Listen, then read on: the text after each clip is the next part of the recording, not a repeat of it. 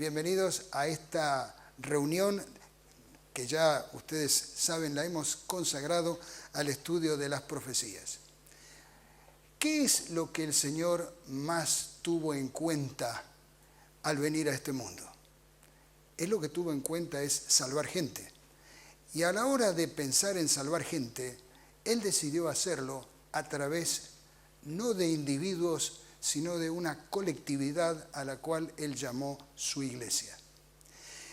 Esa iglesia tuvo un chasco, podríamos decir, cuando aquel a quien seguían de pronto terminó colgado en la cruz.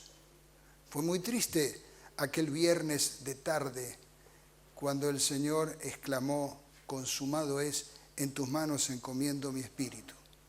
La angustia de los creyentes al pie de la cruz, sin embargo, dio paso a la esperanza de su regreso. La iglesia estaba esperanzada en que Jesús volvería, porque Él ascendió. ¿Y qué dijo Él? Yo estoy con vosotros todos los días hasta que el fin del mundo. Él había dicho también: vendré otra vez y os llevaré a la casa de mi Padre. Voy a prepararles un lugar allí.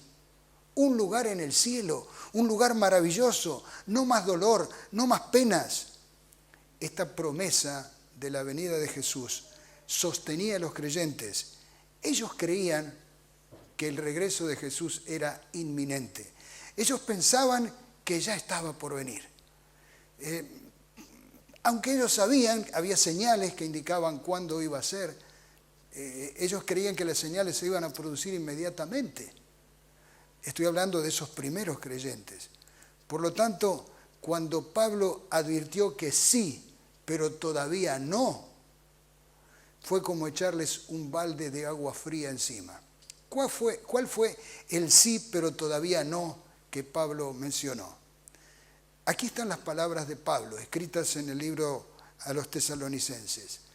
Acerca de la venida de nuestro Señor Jesucristo, nadie os engañe en ninguna manera, porque ese día no vendrá sin que antes venga la apostasía y se manifieste el hombre de pecado, el hijo de perdición, que se opondrá y exaltará contra todo lo que se llama Dios o que se adora, hasta sentarse en el templo de Dios como Dios, haciéndose pasar por Dios. Pablo solo anticipó la tragedia. Más tarde, Juan amplió, porque él contempló cómo era esta revelación. Juan supo cómo había de venir y por eso escribió las cosas que escribió. Antes de entrar en la gloria, la iglesia habría de pasar por muchas angustias y tribulaciones.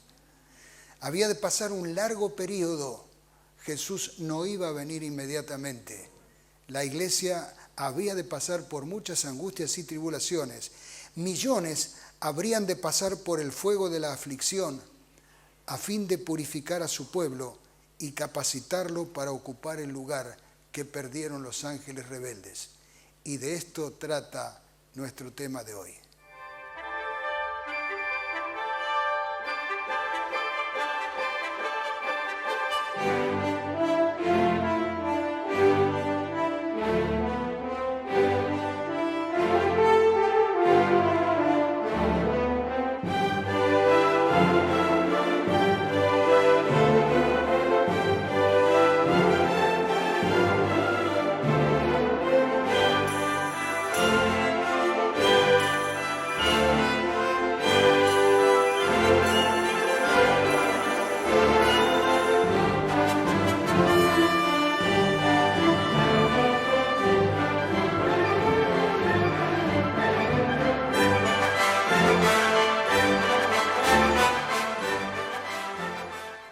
¿Qué fue de los discípulos de Jesús?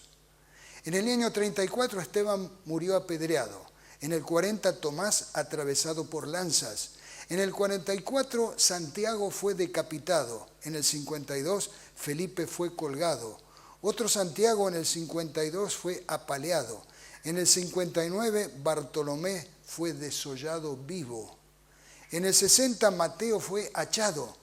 En el 67 Pedro fue crucificado y a su propio pedido crucificado cabeza abajo. En el 67 Pablo fue decapitado. En el 72 Tadeo fue muerto a flechazos. En el 73 Bernabé fue apedreado. En el 74 Andrés crucificado. Y Juan fue el único que falleció de muerte natural. Ya lo dijimos en algún momento que en realidad el emperador quiso matarlo de una manera verdaderamente dramática. Lo hizo echar adentro de una caldera con aceite hirviendo. Quería matarlo de esa forma. Pero como resultó indestructible, lo enviaron a la isla prisión de Patmos para de esa manera taparle la boca, acallarlo. Pero no fue acallado porque allí recibió la visión del Apocalipsis. Juan llevado ahí para que pudiera dar testimonio de la palabra de Dios. Ese testimonio de la palabra de Dios lo iba a dar a través de los escritos que él habría de darnos a conocer a través del Apocalipsis.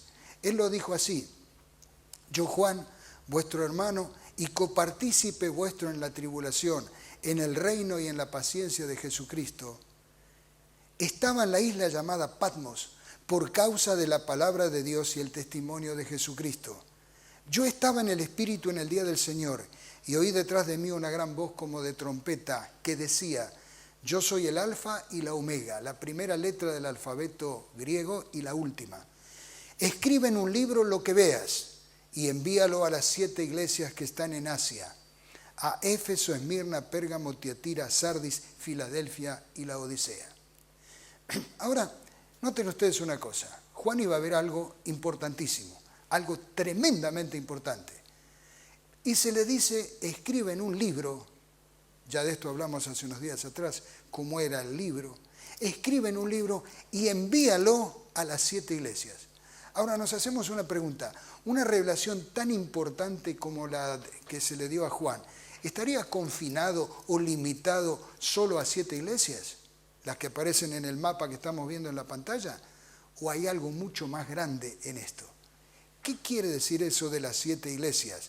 Escribe en un libro. Lo que debía escribir era la historia de la iglesia revelada por anticipado. Ahora, escribir una historia por anticipado, eso se llama profecía. Historia revelada por anticipado es profecía. ¿Dónde estaba Juan? En un islote pegadito a la actual Turquía. Turquía es un lugar donde hay mucha historia. De hecho, cuando uno piensa en Turquía hoy, no sabe que gran parte de las historias del Nuevo Testamento se desarrollaron en lo que hoy es Turquía, o por lo menos del tiempo de los apóstoles. Esto es Capadocia. Al igual que en Petra, en Capadocia, en un lugar muy interesante llamado Goreme, se encuentran estas construcciones que se han hecho excavando una especie de conos que hay, y han hecho viviendas, y no solamente viviendas, sino también iglesias excavadas dentro de los conos. La gente vivía allí e inclusive encontraron refugio en medio de las persecuciones. Vamos a visitar específicamente las 7 iglesias que están en este lugar.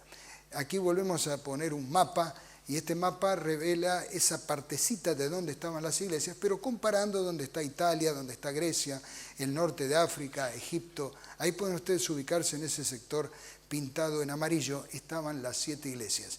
También alcanzan a ver, enfrente estaba la isla de Patmos. En este mapa se muestra la distribución de las iglesias, y en un cuadradito que ustedes ven allí estaba la isla, la pequeña isla de Patmos, que quedaba frente a la costa de Turquía. Así que escribir en un libro y enviarlo a las 7 iglesias podían ser recorridas en orden ascendiente, comenzando con Éfeso, Esmirna, Pérgamo, Tiatira, Sardis, Filadelfia y la Odisea. Si alguien quisiera hacerlo hoy con los medios modernos de que disponemos, en unas 4 o 5 horas podría hacer a lo mejor todo ese recorrido.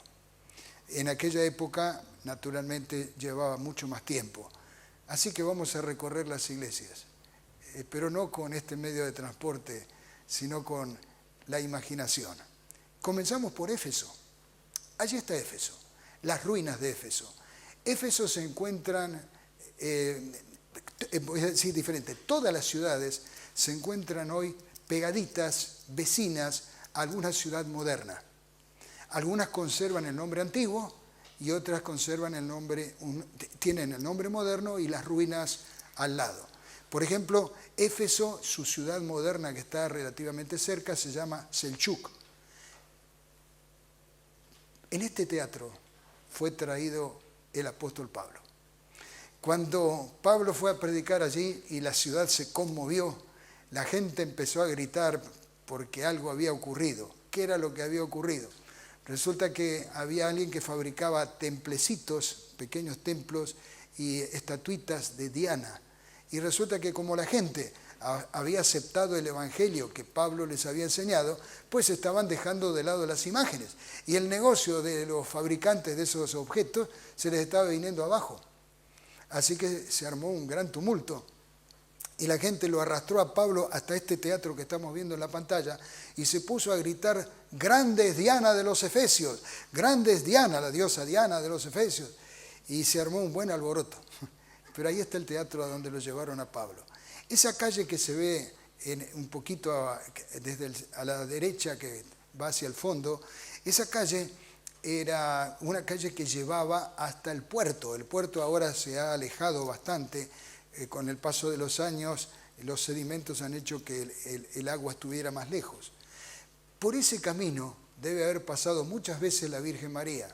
Por ese camino debe haber pasado muchas veces San Juan, porque ellos vivieron allí. Acuérdense que Jesús le entregó al cuidado de Juan a su madre y le dijo: madre, ahí está tu hijo, hijo, ahí está tu madre. Por eso digo que muchas veces debe haber pasado por allí.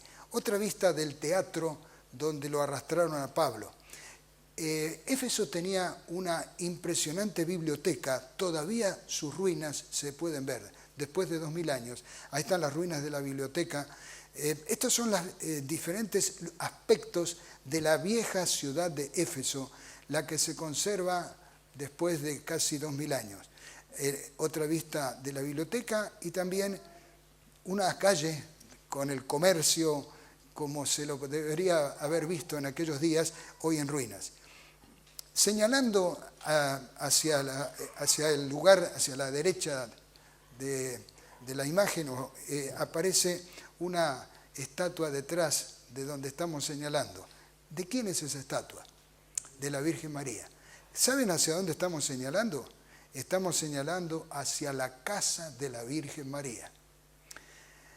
Dicen que una monja recibió una revelación hace un tiempito atrás, no hace mucho tiempo, y que esa sería la casa donde vivió la Virgen. Gracias a que la Virgen gracias a que la monja tuvo la revelación, se pudo saber que en esa casa vivió la Virgen. Entonces ahora es un lugar de peregrinación y millones de personas, o por lo menos cientos de miles, han pasado por este lugar y han dejado sus promesas o sus peticiones, como se los puede ver en una cantidad de papelitos pegados allí o amarrados en la pared de este lugar. Bien, esto es Éfeso. Vamos a la segunda iglesia, Esmirna. Si ustedes miran atentamente al fondo, a la izquierda, van a ver la ciudad moderna. Lo que era la vieja ciudad, lo que son las ruinas de Esmirna, es lo que estamos viendo en primer plano. Al fondo, la ciudad moderna que la rodea. De hecho, hoy Esmirna es una ciudad importante. Entiendo que es la tercera ciudad en importancia de toda Turquía. Es una ciudad bastante grande y es la que estamos viendo afuera de lo que son las ruinas de la ciudad bíblica. Pérgamo, la tercera iglesia. La palabra Pérgamo, vamos a ver dentro de un momento lo que significa. Allí en Pérgamo había también este teatro y está arriba de un monte. Ya me adelanto a decir que Pérgamo quiere decir exaltación y justamente la ciudad estaba en un lugar alto, exaltada. Ahí están las ruinas de la vieja Pérgamo y abajo hay un pueblo pequeño. A diferencia de Esmirna, el pueblo actual a donde está Pérgamo es un pueblo pequeño, no de la importancia que tiene Esmirna. En esta construcción pictórica uno puede tener una idea de cómo debe haber sido las ruinas más o menos dan a entender que así debe haber sido la ciudad de Pérgamo de los tiempos bíblicos, hoy en ruinas. Tiatira es la cuarta iglesia. Las ruinas aquí también son pequeñitas, abarcan poco más de una manzana y están detrás de esa reja que se puede ver. Algunas señoras turcas tomando el fresco de la tarde frente a las ruinas y rodeada por una ciudad moderna alrededor. Estas son las ruinas de Tiatira y si ustedes miran atentamente en el fondo de la imagen se puede ver las casas modernas de la ciudad que la rodea. Es algo parecido a como los latinoamericanos que alguna vez hemos viajado a Perú, podemos ver allí las huacas o lo que se denominan las excavaciones y rodeadas por la ciudad. Lo mismo se ve en México, rodeadas por la ciudad, se encuentran las antiguas construcciones de los incas en el caso de Perú o de los aztecas en el caso de México. Nos vamos a Sardis. La especie de centro cívico de Sardis era monumental. Allí están los grandes edificios de Sardis y uno puede transitar por los lugares que incluso eran el mercado. Estos están marcados como los lugares donde estaban los comerciantes. La gente iba y hacía sus compras en ese lugar. Y hasta encontramos algo bastante pintoresco, como son unos baños públicos, tan públicos que están a la intemperie, al aire libre, ¿no es cierto? Esto era parte de la cultura local. Y nos vamos a la iglesia, la número 6, Filadelfia. Ahí está la iglesia de San Juan. Dice que fue construida alrededor del año 600. La iglesia está escrito arriba en inglés y un poquito más abajo, o abajo de todo, está en el idioma turco, la iglesia de San Juan. También ahí están las ruinas de la iglesia de San Juan. Se puede ver al fondo un minarete islámico, pero estas son las ruinas de la iglesia, también rodeada en este caso por una ciudad no muy grande, pero que le da el entorno de lo antiguo y lo moderno. La señal caminera nos manda a la última iglesia. Suena bastante parecido, Laodiquea, la Odisea. Y ahí cerquita vamos a visitar Pamukkale. La mayoría de las personas que viajan a Turquía están interesados en Pamukkale, porque ahí es donde los llevan las agencias de turismo. Nosotros estamos más interesados en lo que ocurría en esta ciudad. La Odisea era una ciudad orgullosa, una ciudad que se jactaba de muchas cosas. Pero hoy también está en ruinas y para encontrar la ciudad más cercana hay que irse un poquito lejos. Ahí están las ruinas de lo que fue la ciudad de la Odisea. Ruinas impresionantes, donde demuestra el poderío. Y ahí está el teatro o el circo o el anfiteatro en ruinas. En realidad, esta ciudad dependía de algo que estaba pegadito a otra ciudad. Hay quizá unos 15, 20 kilómetros entre una y otra. Me refiero a la ciudad de Hierápolis. La ciudad de Hierápolis tenía el anfiteatro más grande o mejor conservado, no el más grande, pero el mejor conservado de la antigüedad. Está prácticamente intacto. Pero, ¿qué había en Hierápolis? Hierápolis tenía unas fuentes, tenía las fuentes de Pamukkale. ¿Qué había en Pamukkale? Termas.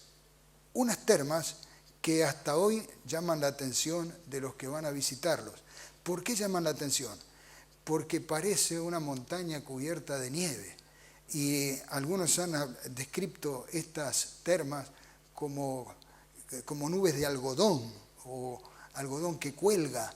Fíjense, el color blanco es justamente por los residuos calcáreos de las aguas tibias.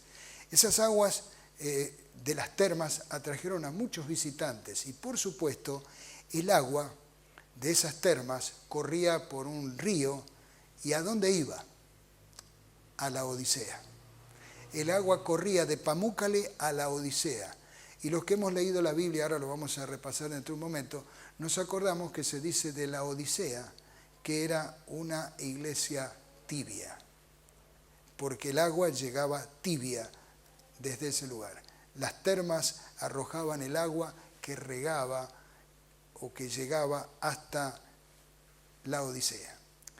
Bien, pero entonces, si ya hemos visto las 7 iglesias, hemos visto los 7 lugares, ¿Qué significa la profecía? Porque evidentemente en la profecía hay un significado. ¿Por qué elegir esas 7 iglesias y no elegir, por ejemplo, en el camino de las 7 hay otra iglesia llamada Colosas, a la cual Pablo le mandó una carta? ¿Por qué no entró en la lista Colosas? ¿Por qué se escogió algunas y se dejó de lado a muchas otras? Porque, ¿saben una cosa? Las 7 iglesias corresponden a 7 etapas de la historia de la iglesia cristiana.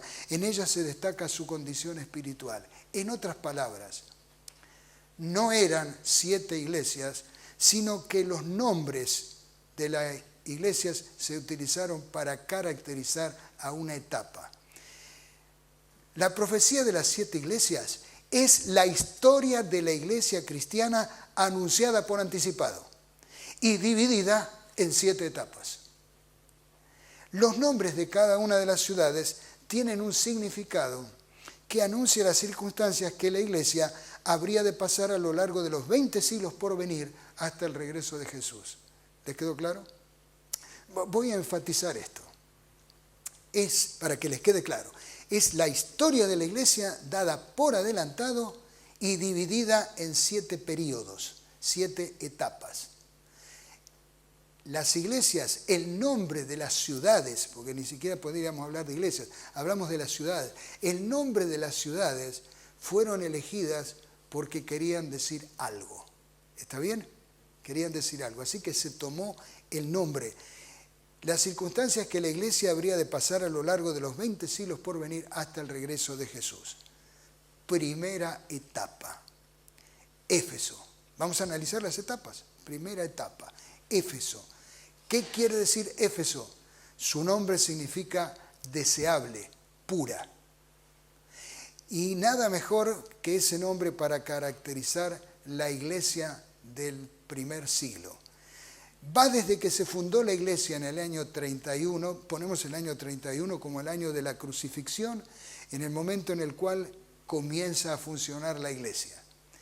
¿Cuánto tiempo duró esta iglesia apostólica? Pues la llevamos hasta alrededor del año 100, como un número redondo, el tiempo de la muerte del apóstol Juan.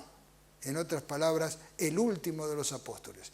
Cuando muere el último de los apóstoles, termina la era apostólica, la iglesia pura, la iglesia que mantuvo las doctrinas, que enseñó las doctrinas que están en la palabra de Dios. Y permítame ser claro, la iglesia verdadera era la iglesia de aquel tiempo. ¿Están de acuerdo conmigo? La iglesia verdadera era la iglesia de aquel tiempo, la iglesia que Jesús estableció, la iglesia donde estuvo no solo Él, sino también la Virgen María, donde estuvieron los apóstoles, donde estuvieron los primeros cristianos. Y esta iglesia pura, la iglesia triunfante, en la que el evangelio puro prácticamente había alcanzado todo el mundo conocido entonces. Todo el mundo conocido, quiero decir, porque se dice que Tomás, por ejemplo, llegó hasta la India. El mundo conocido. Por supuesto, América no era conocido por los europeos en ese tiempo, así que nos limitamos a hablar del mundo conocido entonces. El norte del África y el Asia, eso era el mundo. Y hasta prácticamente todo el mundo había sido alcanzado por esta iglesia. El Pentecostés produjo una explosión evangelizadora y la iglesia cristiana primitiva, obedeciendo la gran comisión, alcanzó en el primer siglo prácticamente al mundo entero con el mensaje de salvación a través de Jesucristo. Era una iglesia pura, una iglesia que sabía lo que era la misión. Un incidente nada más. Un etíope se había comprado probablemente un rollo del libro del profeta Isaías y con el rollo del profeta Isaías venía viajando en un carro desde Jerusalén hacia Etiopía. En el camino venía leyendo, así que como probablemente no entendía, el Espíritu Santo lo mandó para que Felipe se acercara. Le hizo la pregunta, ¿entiendes lo que lees? Y si alguien no me lo explica, no lo puedo entender. Sube. Y fueron andando por el camino. Y mientras iban andando por el camino, Felipe le fue explicando el Evangelio. De pronto llegaron a un lugar donde había agua. Y el etíope dijo, aquí hay agua, ¿por qué no me puedo bautizar? Felipe le dijo, ¿crees? Claro que creo. Entonces bajaron ambos al agua, Felipe y el etíope, y lo bautizó. Y después que subieron del agua, el Espíritu Santo se lo llevó a Felipe y el etíope se fue contento por su camino a llevar el Evangelio a su país. Podríamos contar decenas de historias como estas, de la expansión del Evangelio. Un perseguidor, ¿cómo se llamaba? Saulo de Tarso. Este hombre, respirando amenazas, se acercaba a Damasco para tratar de agarrar allí los cristianos y torturarlos, matarlos, destruir la iglesia en Damasco. Pero de pronto se le apareció el Señor. Y el hombre que había ido para destruir la iglesia pasó a ser el constructor de la iglesia. En uno de los incidentes fue justamente cuando llega, por causa de la predicación, llega a estar junto con su compañero Silas en la cárcel de Filipos. Y allí hay un terremoto. Y como fruto del terremoto se sueltan los presos. El carcelero saca el arma pensando en quitarse la vida porque se le habían escapado los presos, pensaba él. Y Pablo le dijo, no te preocupes, estamos todos aquí. Y entonces el carcelero se postra a los pies de los apóstoles y le dice, ¿qué tengo que hacer para salvarme? Y Pablo le dijo lo que tenía que hacer, le explicó rápidamente y el carcelero esa misma noche, dentro de la prisión, fue bautizado. Así avanzaba la iglesia. Ustedes van a ver que hay incidentes donde la gente demuestra su fe bautizándose, porque el que no se bautiza demuestra que no tiene fe. El que no se bautiza demuestra que no cree en el Señor. Al revés, el que se bautiza sí demuestra su fe y es candidato a la vida eterna. La iglesia, esa iglesia pura, avanzó y avanzó y avanzó, repetimos, llevando el Evangelio prácticamente a todo el mundo conocido. La destrucción de Jerusalén en el año 70 forzó a los cristianos a abandonarla, con lo que la predicación del Evangelio fue favorecida, porque ahora se expandieron en otros lugares. El Evangelio llegó a ser predicado nada menos que en el propio palacio del emperador de Roma. Había gente dentro del propio palacio del emperador que habían manifestado su cristianismo, habían aceptado la fe que se predicaba en todo el mundo. Pero pasemos ahora a la segunda etapa. ¿Cuál es la segunda etapa? Esmirna. ¿Qué significa Esmirna? Mirra. ¿Y por qué se tomó el nombre de mirra para la segunda iglesia? Porque la mirra era un ungüento que se utilizaba para ungir a los muertos. Y esta iba a ser la iglesia de la muerte. La iglesia que fue perseguida desde el año 100, desde la muerte de Juan, hasta el año 313, cuando se da el edicto de Milán. Fue la iglesia durante 200 años perseguida hasta la sangre. Miles y miles de cristianos perdieron su vida. Es el periodo de las cruentas persecuciones a los cristianos. Muchos cristianos murieron quemados, torturados, destrozados por los leones, azotados. Y lo cierto es que ellos perdían su vida en las arenas del circo, pero mientras tanto sus nombres eran anotados en el libro de la vida para ser resucitados y llevados a vivir con Jesús. Dentro de la profecía, una parte de la profecía decía, y tendréis tribulación por 10 años. Debemos recordar que en la profecía un día equivale a un año. Así que 10 días quería decir 10 años. Bajo el gobierno de Diocleciano se produjo la más feroz de las persecuciones contra los cristianos desde el año 303 hasta el 313. Diocleciano murió en el 305, pero las persecuciones continuaron hasta que se dictó el edicto de tolerancia de Milán entre Constantino y Licinio en el año 313. Por eso tenemos ahí un número específico. En ese año, cuando se dictó el edicto de tolerancia, Constantino dijo, tranquilo, se acabó la persecución. Ya no hay más persecución, se acabó todo esto, basta de sangre, hasta yo me voy a hacer cristiano, dijo Constantino. ¿Se acabó la persecución? Sí, ¿Fue bueno? No tanto. Porque la persecución había traído un evangelio puro. Tertuliano, uno de los mártires de ese periodo, había dicho: matadnos, torturadnos, que vuestra maldad es testimonio de nuestra inocencia, porque la sangre de los cristianos es semilla. Y era verdad, cuanto más cristianos morían, más cristianos había. Así que el diablo no podía tolerar eso. El diablo dijo: este método no funciona. La persecución solo hace más cristianos de calidad. Así que el diablo cambió de método. Y la conversión de Constantino probablemente fue el inicio. Acá viene la tercera etapa.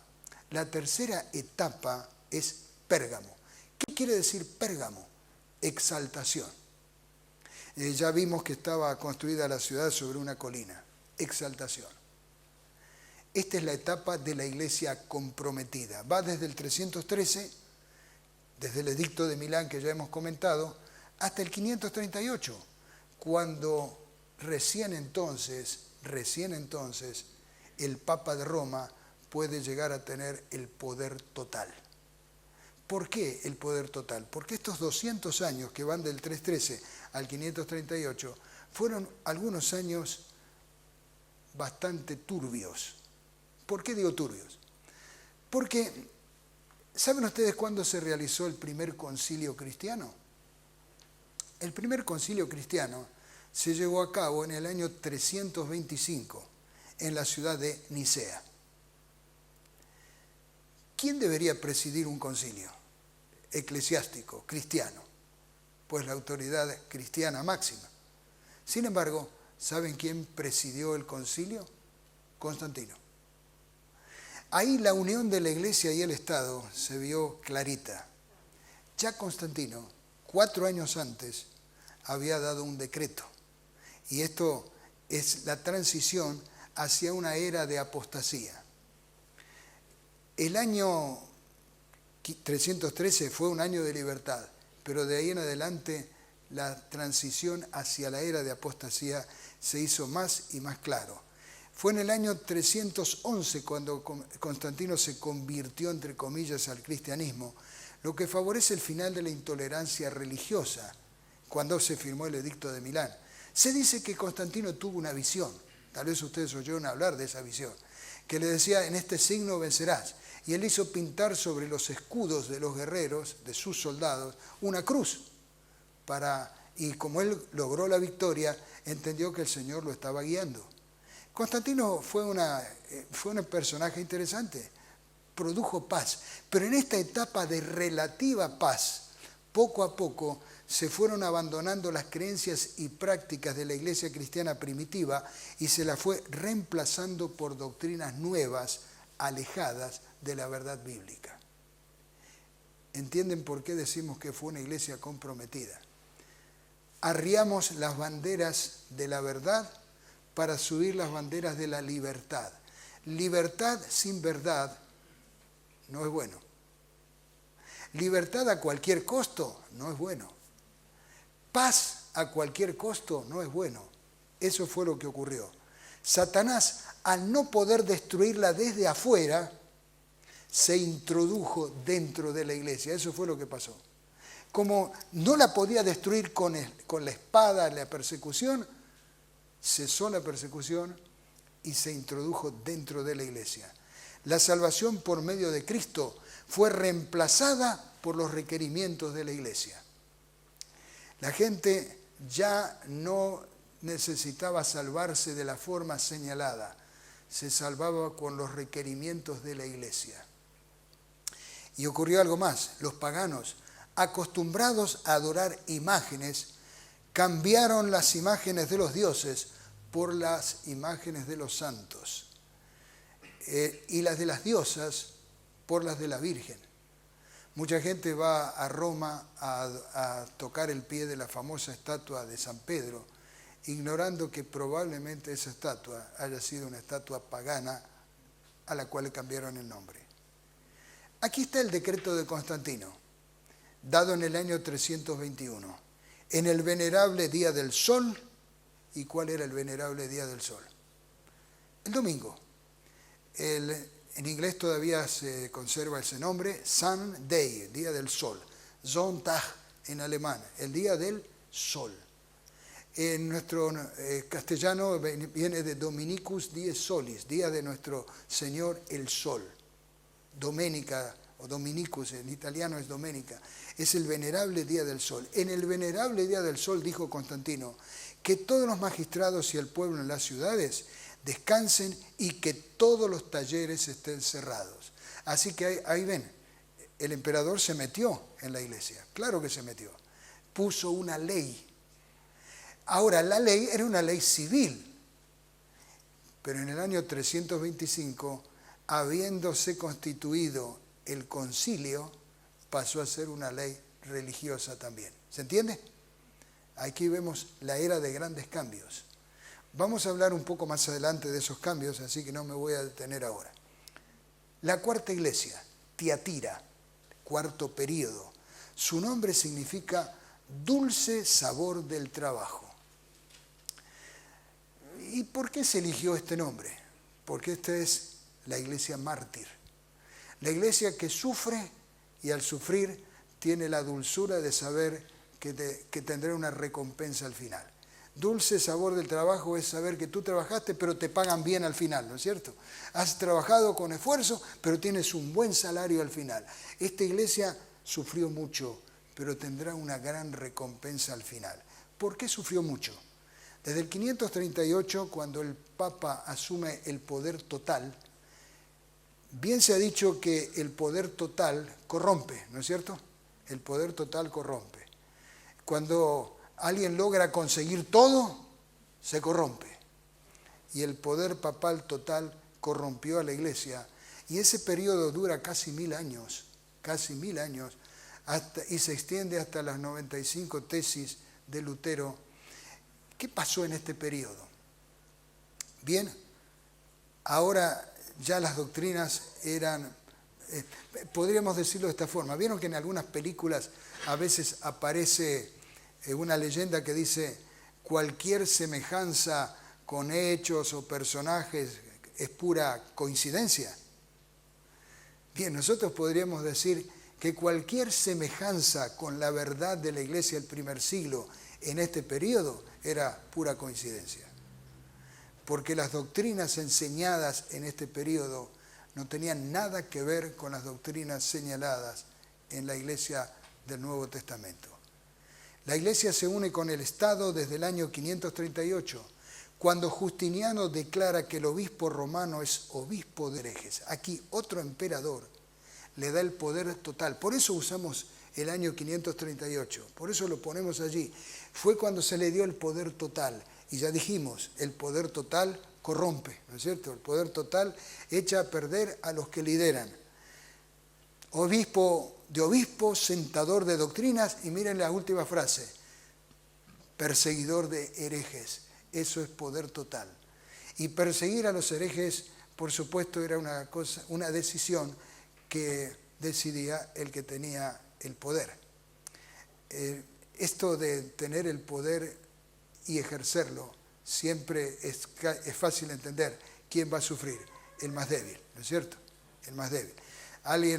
Yo hace poco leí algo que es un poco chistoso, dicen que nos debemos regir por la regla de oro, ¿no es cierto?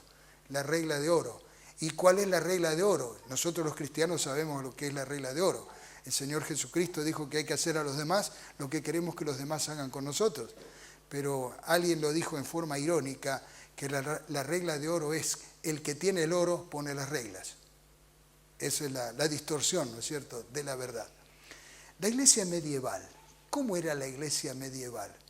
La iglesia medieval estaba regida por la superstición, regida por el temor al infierno, por ejemplo, el temor a que su alma se iba a estar quemando en el purgatorio, hacía que el dinero fluyera a las arcas de la iglesia para tratar de pagar de alguna forma y escaparse a los horrores del purgatorio y del infierno.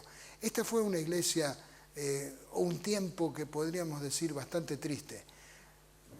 Todos sabemos, los que hemos estudiado historia, sabemos que después de esta etapa viene lo que se llama el Renacimiento.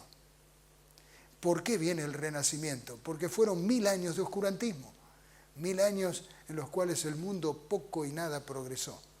Recién hubo progreso cuando algo ocurrió.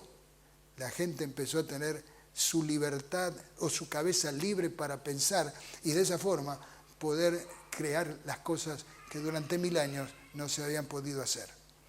Como alguien dijo, el apogeo de la iglesia durante esos 1000 años fue la época oscura del mundo. La luz de la iglesia fue la oscuridad en el mundo. Y claro, hay de aquellos que se atrevían a pensar diferente. Hay de aquellos que eran agarrados quizá con una Biblia en la mano. Entre un pueblo que se atrevió a desafiarlos estaban los valdenses, creyentes de la Biblia que encontraron refugio para adorar a Dios en las montañas. Aquí hay una villa escondida en la montaña, una villa valdense. Todavía hoy, si alguien viaja al norte de Italia, arriba de Turino o Torino, puede ver, hay un lugar allí donde estaba una cueva, donde se refugiaron. Ahí uno va y le muestran la cueva. Adentro de la cueva se refugiaron un grupo de valdenses, cristianos valdenses, y como estaban adentro de la cueva, se acercaron soldados al servicio de la iglesia, prendieron fuego y humo para que la gente tuviera que salir, para no asfixiarse, y conforme iban saliendo, los iban matando. Los niños eran estrellados contra las rocas. Así se pretendió ahogar a los valdenses. Pero allí en la cueva se conservan algunos recuerdos de lo que significó la resistencia. La resistencia. ¿Le suena esa palabra resistencia? Durante la Segunda Guerra Mundial estaban los llamados maquis, que eran los de la resistencia. Esa palabra de la resistencia era: nosotros somos masacrados ahora por los nazis, pero sobreviviremos. La iglesia dijo eso, la iglesia escondida dijo eso: somos masacrados, pero llevaremos la verdad hasta el final. Pasemos a Sardis, la quinta iglesia. Sardis significa, el nombre de Sardis es lo que queda. Lo que quedó después de aquella, lo que queda después de aquella terrible persecución. Después de aquella angustia de 1000 años, ¿qué quedó? Quedó lo mejor.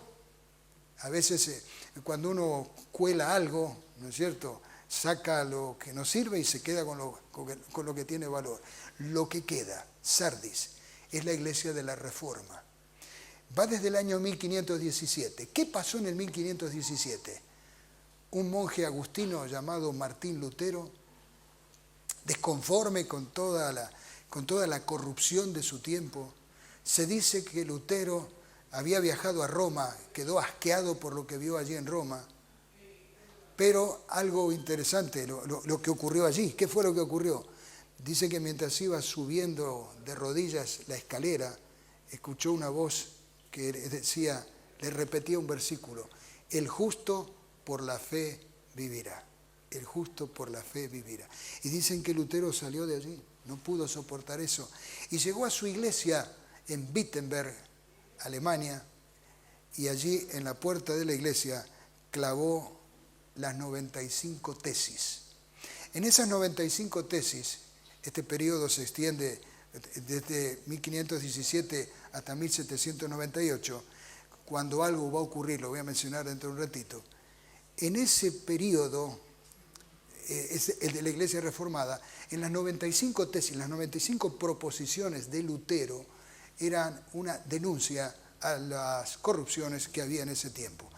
En la imagen se puede ver lo que el pintor describió como Lutero clavando, para que todo el mundo pudiera verlo. Ustedes harían muy bien, como complemento de esto, en leer un maravilloso libro que se llama El Gran Conflicto. Ahí se describe toda la historia de Lutero y muchísimas otras cosas más que tienen que ver con los reformadores.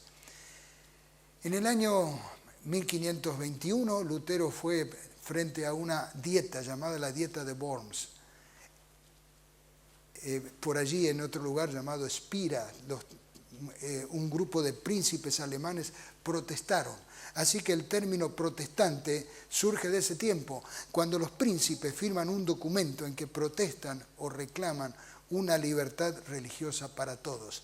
Ahí tienen de dónde viene el término protestante, porque protestaron contra todos los abusos y exigieron libertad religiosa.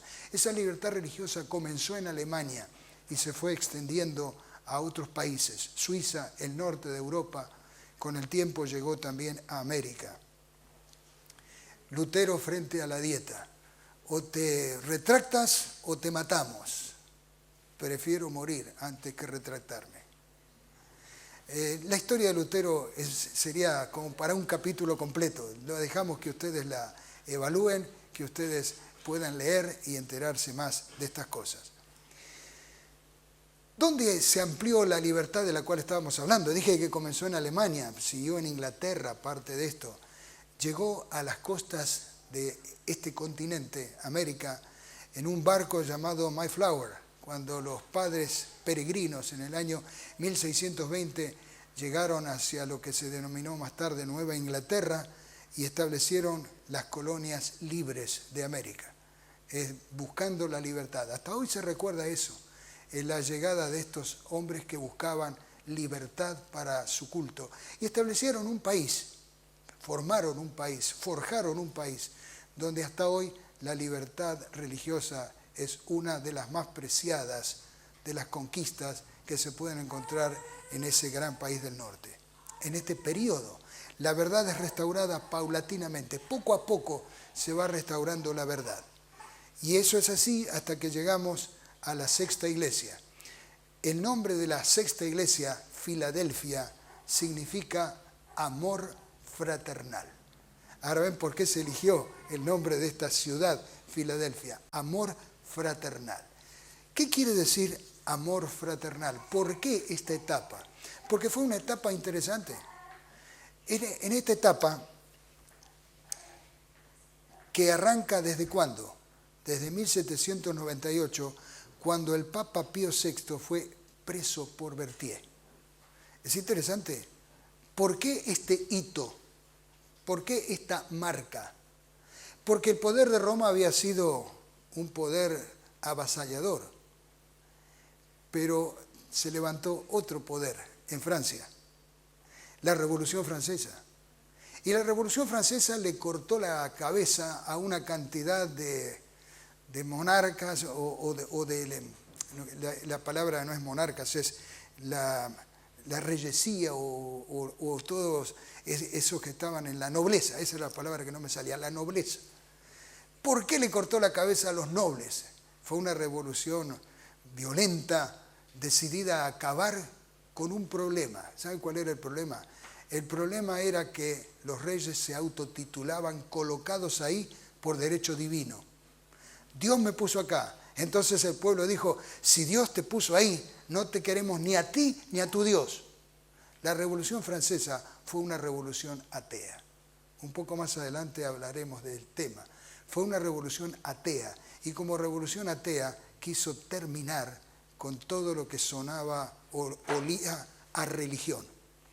Por eso, cuando desde Francia se atrevieron a llegar a Roma y a tomar prisionero al Papa y llevárselo a Francia y enclaustrarlo en una ciudad llamada Valence, ahí metido dentro de la ciudad de Valence, metido dentro de una iglesia en la ciudad de Valence, el Papa vivió un año más hasta que murió. Por eso se toma ese tiempo y va desde 1798 hasta 1844, cuando se inició el juicio en el cielo. Profecía que vamos a ver en detalle más adelante. También vamos a explicar más a fondo por qué 1844. Pero estamos hablando aquí de unos 40 y tantos años que son del amor fraternal. ¿Por qué? Por lo que ocurrió en esos años. En este periodo, la Iglesia cristiana resurge con gran poder y la predicación de la gran verdad bíblica de la segunda venida de nuestro Señor Jesucristo se produce en muchos lugares en forma simultánea. Y ahora llegamos a la última iglesia, la Odisea. Su nombre significa pueblo que está siendo juzgado. Eso es lo que quiere decir la Odisea. Pueblo que está siendo juzgado. ¿Por qué? Porque el juicio comenzó en el cielo. Ahora no voy a explicar esto, es parte de una conferencia un poco más adelante. Un estudio más adelante nos va a hablar del juicio y el lugar donde se hace el juicio. Pueblo que está siendo juzgado. El juicio ya empezó. Es la iglesia del fin. Va desde 1844, cuando se inició el juicio, hasta la segunda venida de Cristo. Esta es la última etapa. Vivimos en la última etapa. Es para alegrarnos, ¿no? Si hubiéramos vivido en la segunda, en la tercera, en la cuarta, la iglesia perseguida muchísimo más que en la segunda etapa, estaríamos pidiendo ¿hasta cuándo? ¿Hasta cuándo? Estamos en la etapa final. En este periodo la iglesia cristiana llega a su etapa final, previa a la venida de Jesús, en el cual se inicia el juicio de Dios en el santuario celestial. La segunda venida de Cristo es la esperanza de este tiempo. Esta es la época en la cual nosotros tenemos que prepararnos para la segunda venida. No hay nada más importante para nosotros que prepararnos para la segunda venida. Es prepararnos para un viaje. Cuando la gente viaja, se va a ir a otro país o se va como inmigrante o emigrante e inmigrante a donde llega, por supuesto hace preparativos, se preparan cosas para llevar. Nosotros tenemos que prepararnos para la traslación. Tenemos que prepararnos para ir a vivir en un mundo maravilloso, porque la segunda venida de Cristo es la esperanza de este tiempo, es la esperanza más grande que nosotros podemos tener. A un día no muy lejano se abrirá el cielo y desde allí vendrán el Señor acompañado de sus ángeles para terminar con toda la historia de dolor y sufrimiento. Qué lindo, qué maravilloso es saber que la etapa está a punto de terminar, que más pronto de lo que nos imaginamos Jesús regresará, que más pronto de lo que imaginamos se habrá acabado el dolor y el sufrimiento y podremos vivir con Él para siempre. Difícil transitar por este camino, ¿no? Un poco peligroso, podríamos decir. Eso fue lo que quiso de alguna forma explicarle el Señor en esta visión. Hay un camino largo por recorrer. Algunas partes del camino son peligrosas y mortíferas. Aquí hay mucho riesgo en un camino de cornisa. Pero el viaje está muy próximo a concluir. Muy próximo a concluir. ¿Recuerda lo que dijo nuestro Señor? La iglesia ha recorrido un largo camino de 2000 años, pero el viaje está muy próximo a concluir. Y como está muy próximo a concluir, recuerden las palabras que dijo nuestro Señor. El que persevere hasta el fin, ese será salvo. Yo elegí la figura de un ómnibus de estos que la gente sube y baja. Sube y baja. Esos ómnibus de larga distancia. Algunos se bajan a la mitad del camino. Hay etapas en el camino, pero el que se queda arriba del ómnibus, el que persevera hasta el fin, ese será salvo. El que se queda arriba del ómnibus, que no abandona la iglesia, el que se queda hasta el fin, ese será salvo. El que se bajó en el camino, el que no subió, por supuesto, nunca emprendió el viaje. Y el que se bajó también perdió la oportunidad de llegar hasta allí. Creo que sería bueno que nosotros pudiéramos elevar una oración. ¿No les parece? Señor, ahora que nos estamos acercando al fin del camino, te ruego que me ayudes a perseverar y ser fiel, muy fiel. Hagamos nuestra esta oración. Que Dios los bendiga y nos vemos en la siguiente oportunidad para continuar descubriendo las certeras profecías de la Biblia.